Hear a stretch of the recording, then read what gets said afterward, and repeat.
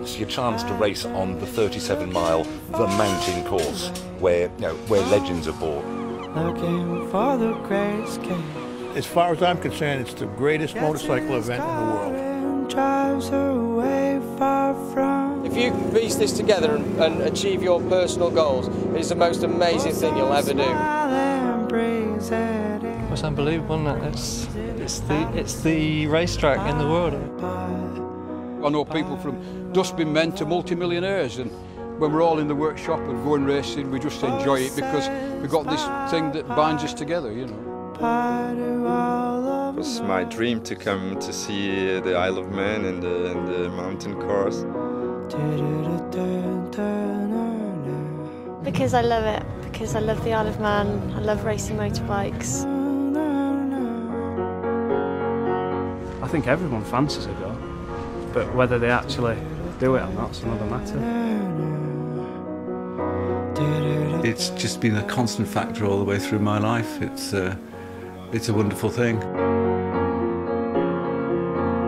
It's one of my dreams, and I'm living my dream. So yeah, it's superb. That's okay, you don't need to win anyway. You can't blame people for wanting to do it, you know. Don't be afraid, just I don't know how to explain it. I think it must be like a drug. You just want to keep on doing it. It's just fantastic. The atmosphere is second to none. People talk about this being the pinnacle, but it truly is. It really is. I didn't feel any trepidation, just sort of, really nice place to be. Here, you get everything. I just love it. It's a fabulous place, absolutely fabulous. Oh, where else in the world can you get a tap on the shoulder and then you can go whatever speed you want for an hour and a half? No one can ever take it away from you, and it's just the ultimate.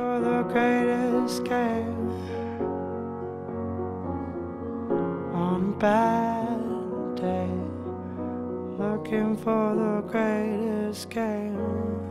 Trawlerman, cat lover, trucker or banker, for 2 weeks in summer they all have one thing in common. They are all Grand Prix racers.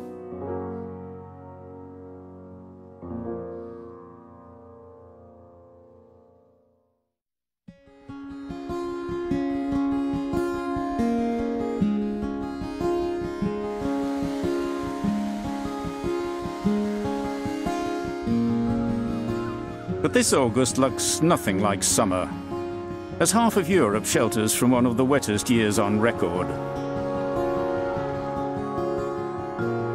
Here on the Isle of Man, Manannan's Cloak, as the locals call the unpredictable mists that shroud their coastline, is just another hazard the racers have always had to deal with.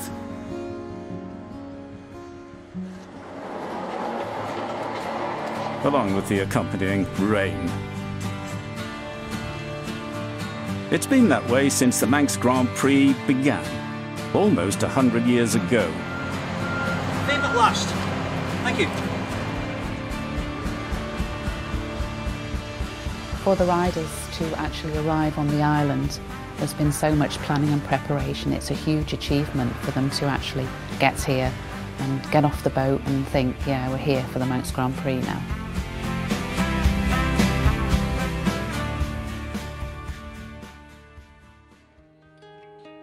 The first Manx Grand Prix took place on the mountain course in 1923. First known as the amateur races, it's been a vital stepping stone for many riders who have gone on to achieve fame and success at the TT.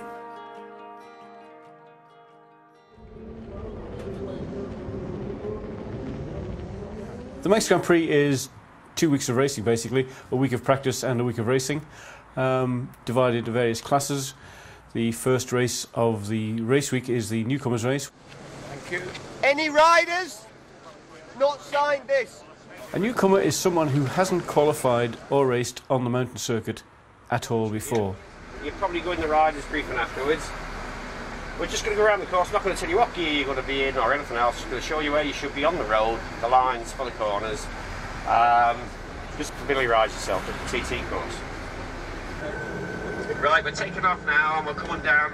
You've taken off at the start. Everybody that turns up for the event has to go on the newcomers bus, and that's historically has always happened.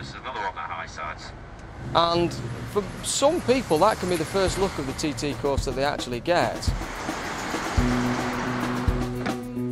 Yeah, it was great on bus. It were Dick Cassidy, I think, the guys who took us around. It were all great. Well, nice surprise, we got a free breakfast at Sulby Glen Hotel, that was nice. People who come to the rider circle 37 miles, and I've asked questions on these newcomers buses before, has anybody never been around the circuit on a motorbike? And you'll get maybe 2 or 3 hands up, and I think, God, brave people, like, you know.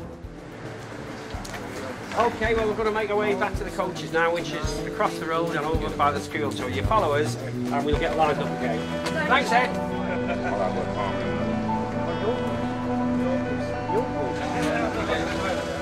Totally unexpected that was, but I hope my mechanic doesn't feel a bit jealous when I tell him when I get back. You can go on either or. It's up to you. I'm on this one, you can go on that one. I've been racing motorbikes since dinosaurs were around, so I've got a lot of experience on this course. TT wins, lap records, Manx Grand Prix wins. So basically, I'm drafted in to try and talk them around and give them a few helpful hints and a little bit of safety. It's pure roads, isn't it? To ride around the TT course, Manx Grand Prix course, is very, very special, and you can't blame people for wanting to do it, you know. All right. Again, any questions, just come and ask me any time. Yeah? Okay, thanks. All right, mate. Thank you. Well, I didn't even know which way the corners went. It wasn't, I had no idea. I came up to a corner, it was like left, right, I don't know. Yeah, so obviously, hot tyres down there, it won't be a problem. Just sit in the bus is all right, listen to somebody. But sometimes it's best of going off your own. My brother's done TT, and off his experience, he's told me, best advice I can give you is not to give you advice. Go there and do your own thing. If someone says to you, do this, do that, then it's not you, is it? You've got to learn your own sort of craft, if you know what I mean. That's what he says to me. If in doubt, slow down a little bit. So that's what I'm going off, my own back. I used to come over, get a flight over to the Isle of Man on Friday evening and hire a car out, and I would drive all weekend. And it's really interesting because back in those days all the petrol stations shut here at 9 or 10 o'clock at night, so 9 o'clock I would go fill my little Fiesta, whatever I'd hired, right up to the top and go to bed, and then I'd get up at say 12 or 1 o'clock, set the alarm, and I'd just drive and drive round and round and round till there was no petrol left. When the newcomers arrive, there is so much information for them to take in, and they're just totally bombarded with it, so it's a bit of a steep learning curve for them.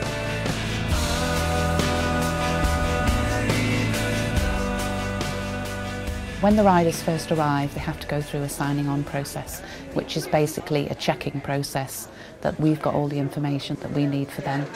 We're just checking everything. We'll give all the details.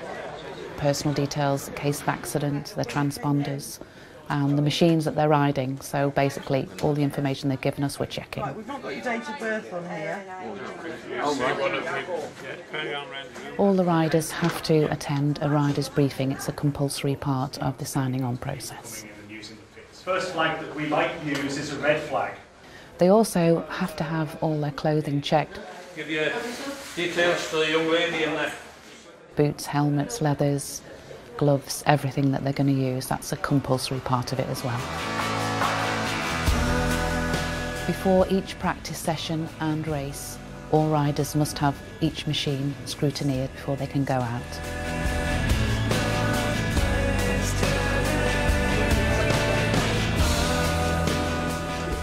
This year we've got over 50 newcomers from all different nationalities, and their ages are between 18 and 60, which is great. I think it's fantastic. It's interesting to see all the events I've been to this year. There's been lots of newcomers, which kind of adds some weight to the fact that there is a big resurgence going on. I think there was I don't know how many newcomers we got here, but I know it's a fair few.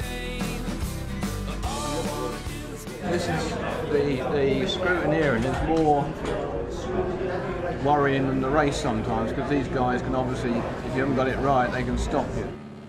my dust cap. It's got to be all metal, because if that comes off, they could cause someone to puncture. He's got one, he's changing it for me now, so fingers crossed we're going to be there. We check the bikes before they go out. Obviously the actual onus is on the rider or the mechanic to produce a vehicle that is capable of going out onto the circuit, which is obviously one of the most dangerous circuits in the world. So you have to be that much more careful with what you allow out there. So we have to check everything to make sure that it's absolutely spot on. Just go over to the leader over there, just back right. We have had a few things which you wouldn't have expected, put it like that, you know, sort of handlebars that suddenly turn around on the fork legs because somebody hasn't done it, or footrests that come off in your hand, you know, and things like that. But that's all because people are rushing to get up here, and this is what we're here for.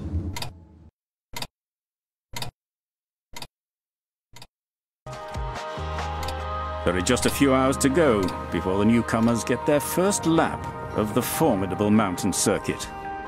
Newcomers come here and think they can be on the pace immediately. Well, there's no way. I mean, it really takes probably 10 years to learn this course well.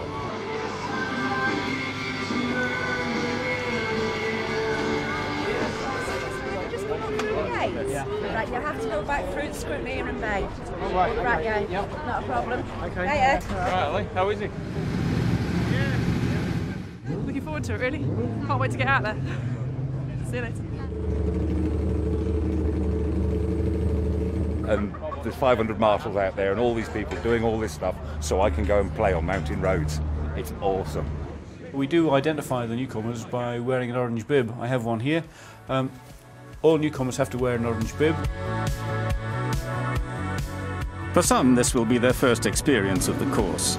But for travelling Marshal Dick Cassidy, this is his last Manx Grand Prix before he retires. Attention paddock, attention paddock. Due to a lack of marshals, this evening's practice session will be the sighting lap for newcomers only.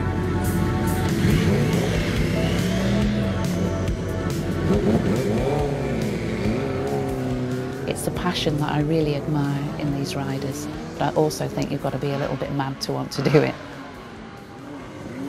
For the first practice session, when you see the guys on the line and you just wonder what's going through their heads.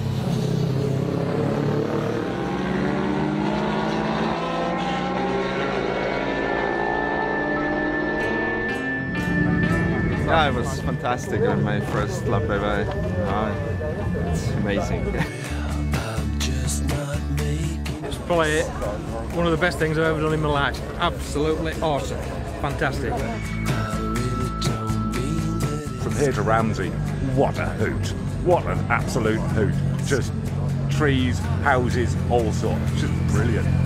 Yeah, it was brilliant. It was a speed controlled lap. It was unbelievable. It's just wow, I'm so excited and yeah, riding here. So I just cannot wait to ride it on my own. So yeah, that's quite, you feel sort of a king, so to speak. I expect to frighten myself in a couple of places, which I did. The problem was I lost my glasses and I lost the other guys for a little while before I got them down. A bit nerve-wracking, but we've done it. We got for the first one in, so that's good.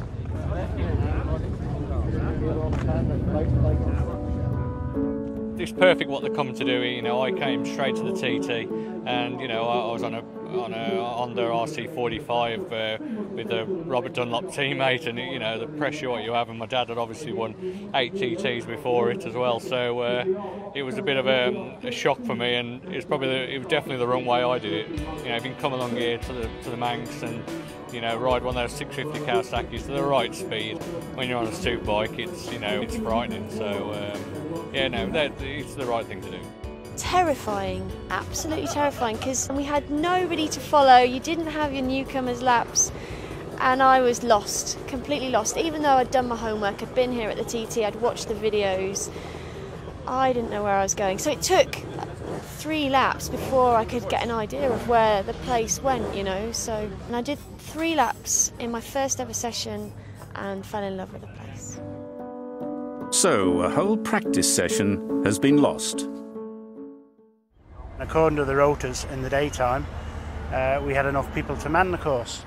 But come 5:10 when the roads close, that's when you really find out when the people turned up, and unfortunately not enough people turned up to man the course to a right safety level. And so therefore we could only hold the speed control lap, which is very frustrating from our point of view. None of the marshals are paid, and you know, without the marshals, really, just the marshals alone, there wouldn't be an event. They're crucial. This Grand Prix event really does rely on locals, so full marks to all of those who go out, especially up the mountain where it can be so bleak, and brave the elements to keep the event going. It takes just over 500 marshals to man the course. These all have to be in specific positions, and unless everybody's there where they're supposed to be, nobody goes racing. Back in the paddock, those first impressions are beginning to sink in. You get a 37-mile lap. I mean, sometimes you wouldn't do that in a weekend racing. Sometimes you went to Mallory Park, you'd probably do that in a day over all your races, you know what I mean? Where here, you get everything, you know what I mean? You get Monday, Tuesday, Wednesday, Thursday, Friday, all practicing. Then we race Saturday again, more. You get much right. The riding here is brilliant. It's not about being the most aggressive rider and slinging it inside, but it's about tactical and clever and thinking about it, you know what I mean? People like John McGuinness who are really smart, you know, so smooth.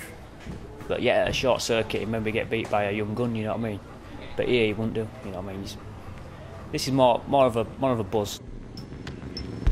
It's never easy for one woman to blend in with 50 men, but in the newcomers' paddock, it may be even harder than usual. I'm sure they won't treat me any differently from any of the guys. I'm used to being treated as one of the lads, so that's kind of nice. I don't really want to be seen as anything specifically different. I think it's good that women are allowed to race in the same class as the guys. I'm a compliance officer for a bank, so trying to keep everybody in order at the bank that I work for a Japanese bank. So basically my job is risk management, basically.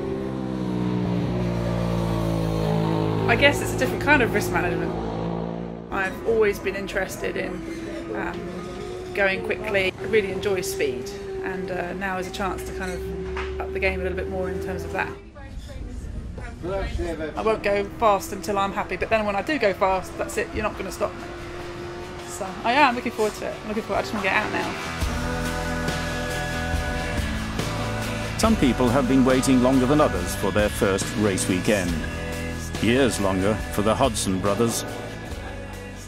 We've always come from being children. My dad's raced here for God knows how many years, so it's something we've always been interested in. It's always been a part of our lives, you know, we know nothing different. And especially this place, you know, it's been our family holiday forever. And like as soon as we got an opportunity this year to come and do it, we jumped at it. I want to beat him more than anyone, but I don't mind being beat by him as well at the same time, you know. But yeah, it is good. It's a good rivalry. Like, you know, we help each other out as well a lot in the garage. With only 3 more practice sessions left, the reality of learning a 37-mile road circuit is beginning to sink in. Any newcomers that are at the event here that can get on the bus during the week, and we can have a talk through any problems they've got. It sounds like you've all had a pretty good run through, actually, James. I don't know. Well, you had a big grin on your face when you got in. I just held it back and hope for the best, didn't I?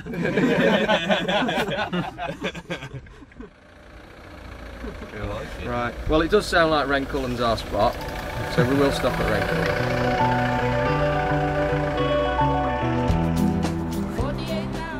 He'll just talk you around whichever bit of the lap you're interested in, stop, walk around. That's been so useful. As you come out of Kirkmichael, we talked about the yellow line business. If you work hard on that second one, to the right-hand part of it, it gives you loads of room on the exit of Kirkmichael. And that sends you in a nice big sweeping arc past the petrol station and runs you onto this square bit of footpath that you can see down here. For people who've come here as independents, then the opportunity to go out with experienced people on the course on a daily basis is really handy for them, and we do get people that come on every single day, and that's a good opportunity for me as well to bring them on, because this course develops the faster you go, and to highlight things throughout the week, they could talk to me, tell me where they're struggling, but also where they're picking up speed, and I can start to help to bring the course onto them as well. Mainly to make everybody safe and have a really safe fortnight here and achieve the results that they want to achieve.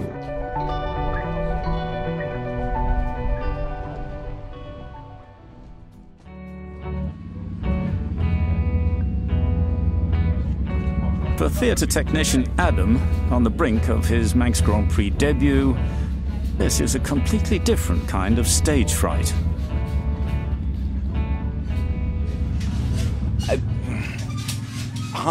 Half really excited, oh, I'm here, I'm at Mecca of the motorcycle world, and half, what am I doing here? I'm an old bloke, I don't go that quickly, I'm going to die horribly.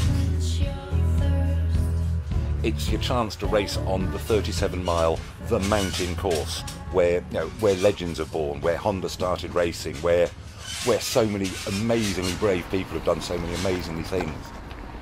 My mother got a little bit upset when I said I was going road racing at Oliver's Mount. This was back in 2009, and she was right to be upset because I made a bit of a mess of that. I'm hoping not to repeat this history here because I think it would hurt more. Road racing is different to the circuits. You have humps and bends and furniture. It's a different game. You want to stay on the road. Unfortunately, I learned that lesson in a fairly abrupt fashion when I went a little bit wide of Oliver's Mount, and poor old Faithful and I went over a grassy knoll. I hung onto the bike, front wheel landed, I smacked over and landed on my bike, and then old Faithful landed on top of it. In hospital in an artificial coma for 2 weeks, and off my head on morphine for another week coming down off it. That was 3, and that was really that whole season blown. I can't afford the latest equipment, and to be honest, I wouldn't want a modern 600 because the top speed of it would terrify me. I'm quite comfortable on my elderly, slightly slower bikes. Old Faithful, she's the first bike I started racing on, and I've kind of promised her a run round the island at some stage. And then to, well, as you're looking at it to your right, you've got new pet over in the background there. Motor's a little bit tuned, sounds like a bag of bolts, but goes well enough, been terribly reliable. And then Tracy here, the prime steed, because the motor's much more recent. So she's the latest addition to the fleet, and she's the prime machine around here purely because her engine has been thoroughly maintained much more recently, so she's much more likely to stay the distance. Pretty certain Old Faithful will do 3 laps as well, but I don't want to try doing 3 laps every night on it. We'll find out sometime.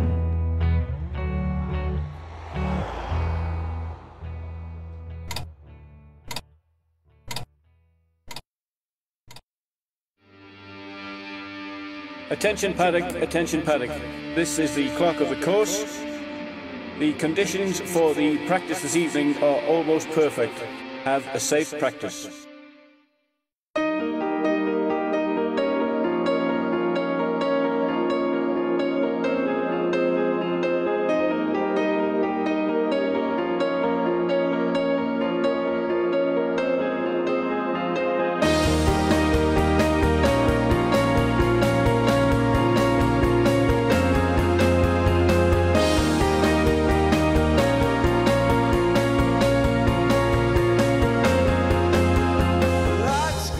Very pleased with myself. Grey Hill, out for the first lap, up through the box 6, over the lights, rolled it a little bit, and then thought, you know what, I'm having this. On the stop, all the way down the hill, down the bottom, up the top, wheel up, awesome.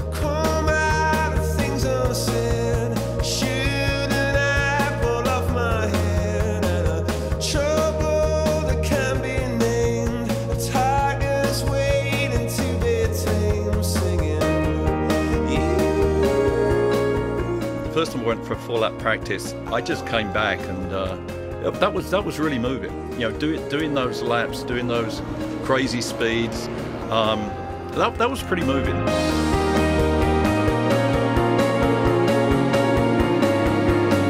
It's everything I expected, yeah. Better to be honest, better. I've really have loved it. It's brilliant.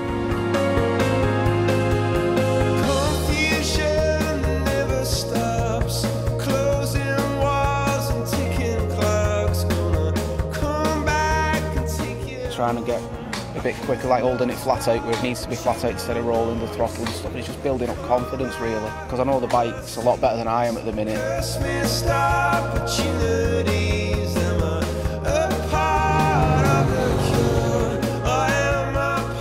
The first time I got out, I had really trouble getting to learn the track, and then there was a red flag, and then we came in. I drank some, and then when the red flag was over, we came out again, and then it just all suited up and it went perfectly. So yeah, I was very happy. Very happy. I could do some fast laps. The bike is working well. I have no problems. Just learning and trying to build up the speed on the little steps.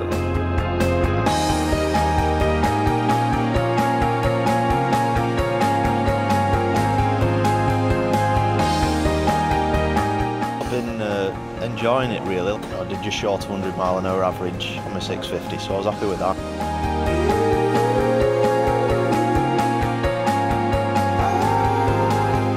People want to do 100 mile an hour, but I wanted 100 mile an hour in my first lap.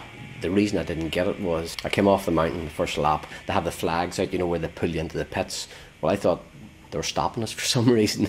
Obviously I hadn't listened to my briefing too good, and I sort of stopped there, and then the flag marshals were, oh, get going. Only for that I would have done 100 mile an hour in my first lap. But Ray still needs to find minutes just to reach the minimum qualifying time.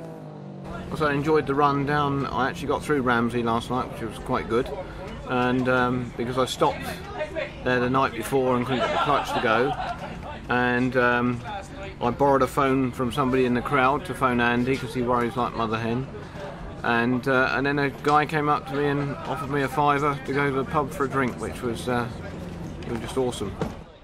I wasn't the slowest in the class in practice, so tonight I'm looking to try and see whether I can get a qualifying speed. That's what I'm after.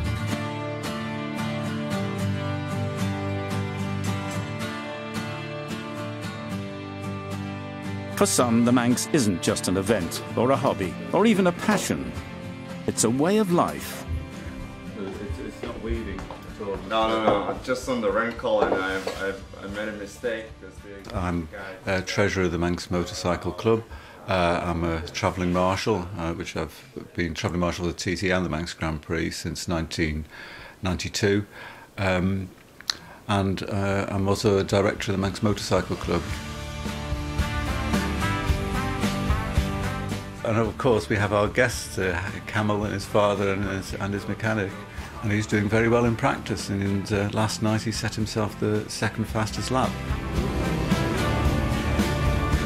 I didn't expect it could be so fast, but yeah, it was everything alright. This is absolutely fantastic, because I really appreciate this opportunity to come here, and but didn't expect we can have such a fantastic moment here, and we are really like part of the family, and that's amazing. They make us feel like home, so this is fantastic. Well, this is what makes the Manx Grand Prix. So I'm an ex-racer. I've rode the Manx Grand Prix first in 1982. My racing career lasted until 1989, and then just a couple of years later I was invited to be a travelling marshal, which came as a surprise, but a welcome request, and enjoyed that ever since. Well, the travelling marshal is the eyes and ears of the clerk of the course. When we're out, we're observing riders. We're observing machines, we're observing weather conditions, but the information comes back the other way, and we're often given jobs to do. And attending incidents is probably the prime reason why we're there. So if a rider has a misfortune to come off his machine, well, we will probably go to that incident and assist the marshals, and even if necessary help load the casualty into the medical helicopter.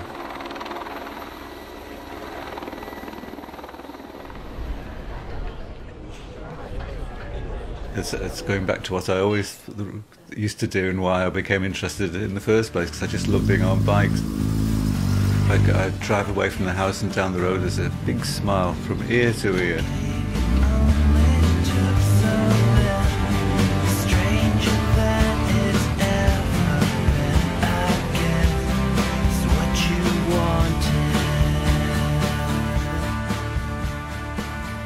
Everyone welcomes overseas riders to the Manx.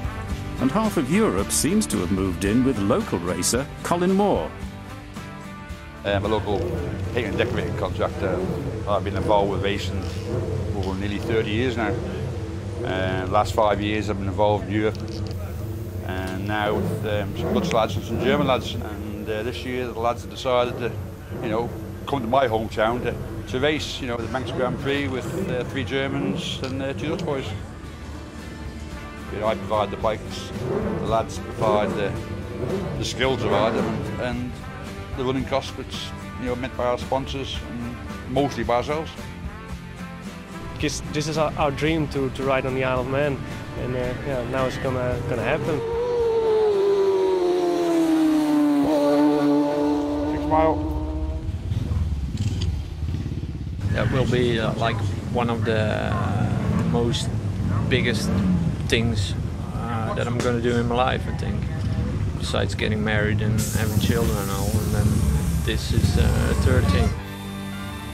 It's a hobby I've got, and it's something I never had the guts to do myself, really.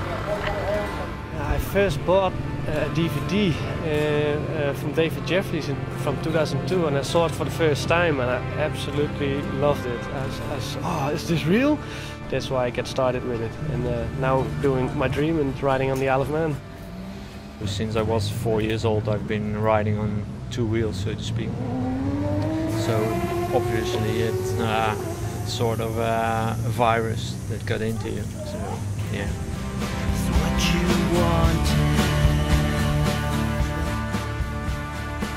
As well as qualifying, these riders have got to find the time to put on their best bib, tucker and clogs to meet the governor of the island.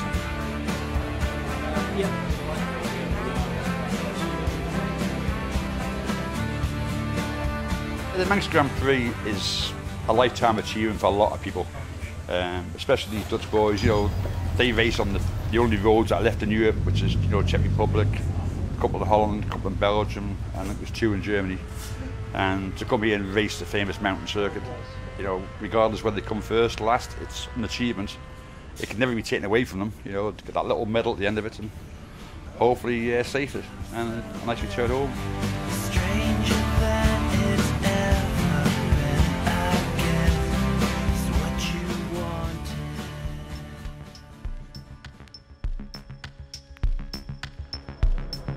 But on Wednesday evening, the enormity of the challenge really begins to hit home.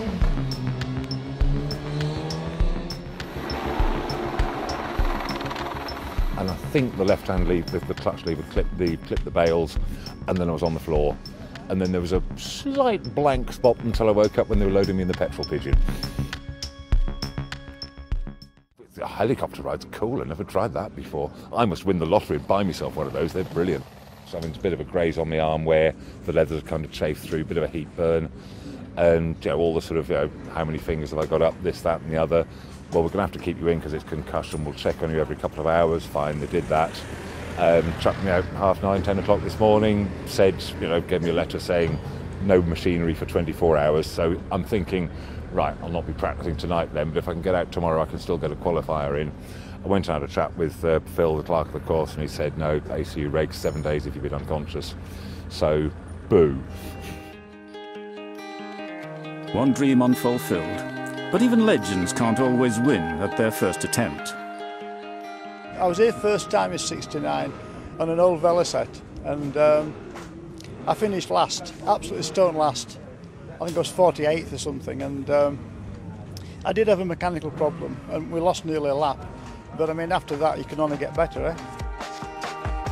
59-year-old Ray Tullett has yet to qualify. So what would the legendary Mick Grant advise? Just be bloody careful.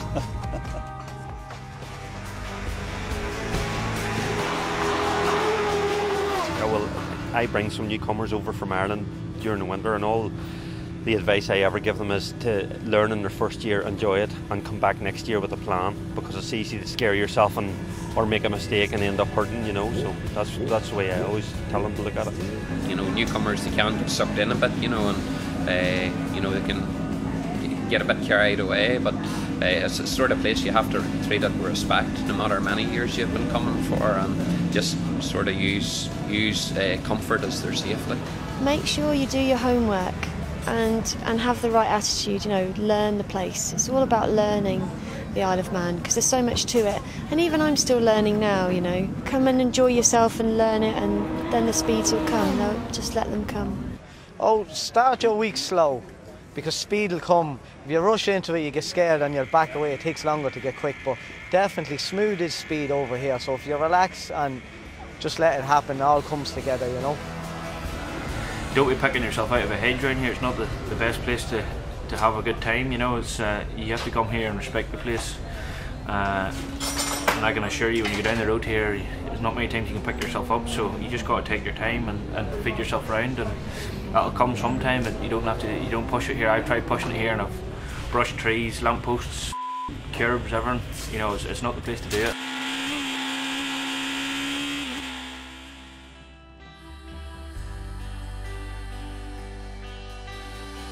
So the sun sets on Friday practice,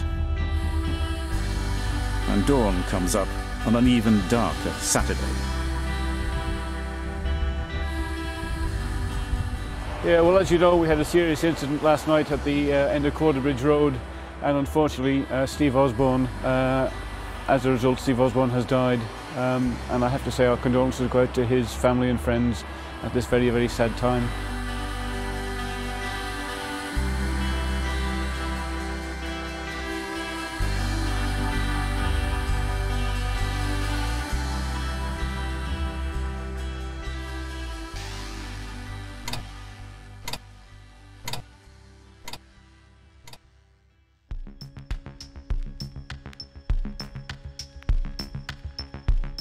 Saturday morning brought another kind of depression. Perfect weather for some, but not for racers.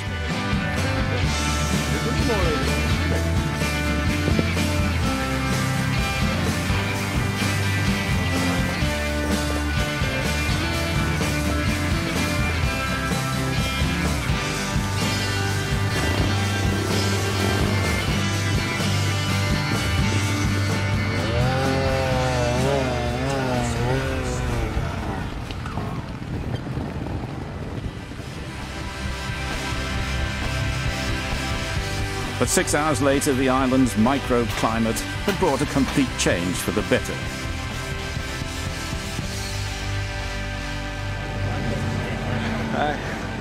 So nervous about it from the first race.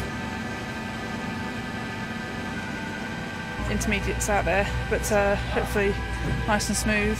Get the 3 laps in. Just got to hold on to it. Looking forward to it. 3 laps. I'm excited but nervous as well, so a bit of both. Bit mixed feelings, so it's tricky, I think. First half lap and then push on a bit, you know, see how I'm feeling. Yeah, I'm looking forward to it, really. Settle into a rhythm as quick as we can and see how we get on, you know, just try my best, and wherever I end up, I end up. This is the clock of the course speaking. Unfortunately, there will be a delay to the start of this evening's racing due to low visibility on the mountain. We hope to get the event started in the next half hour. Thank you for your patience.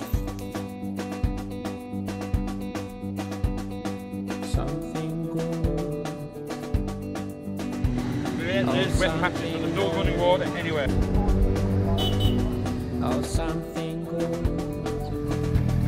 What was I doing?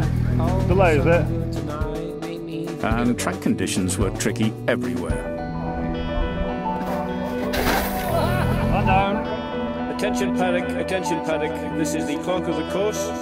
The conditions have improved considerably now, and it is safe to start the race. However, due to the lack of time, there will be no practice after the race session. Have a safe race. Here we go, the Manx Grand Prix is underway. Close my eyes, it's you, and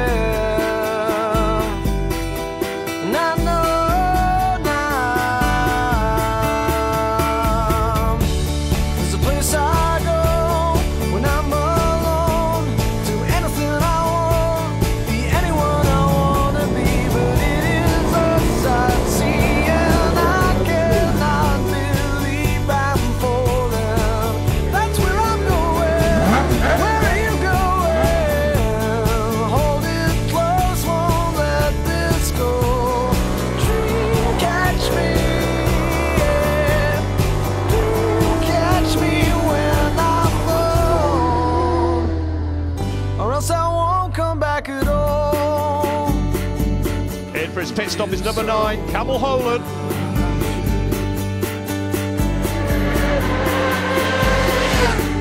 A good stop for Holán. He needed that if he's going to win this race. It's true. And I know now who I am. Gabriel Byrne going well.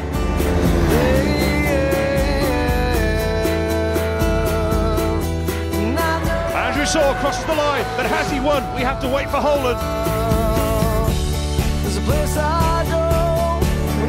Here he comes, Kamil Holán is going to win at the Manx Grand Prix. Anyone I wanna be, but it is us I see, and I cannot believe I'm falling. That's where I'm going. Where are you going? Our other winners in the newcomers category: in the B class, Andrew Dudgeon, and in the C class, James Captain.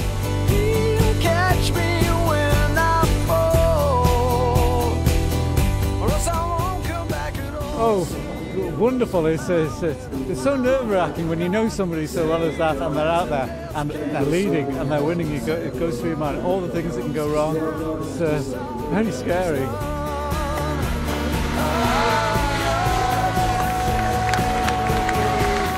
It's still absolutely great results for me, and it really was the race of my life, I think.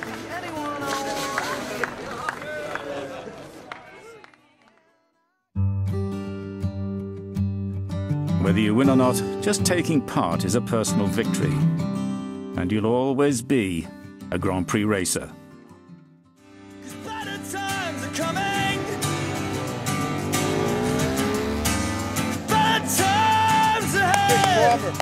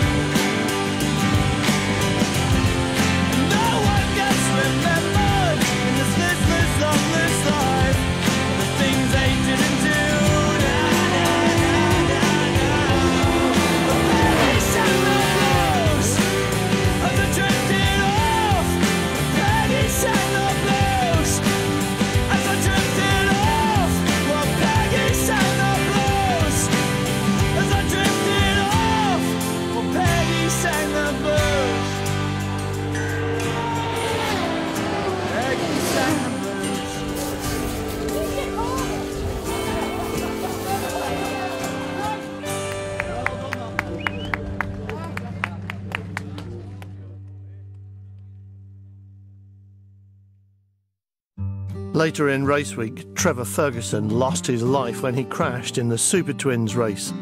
A tragic loss to racing and a devastating blow to his family and friends. And we extend our deepest sympathies and respect.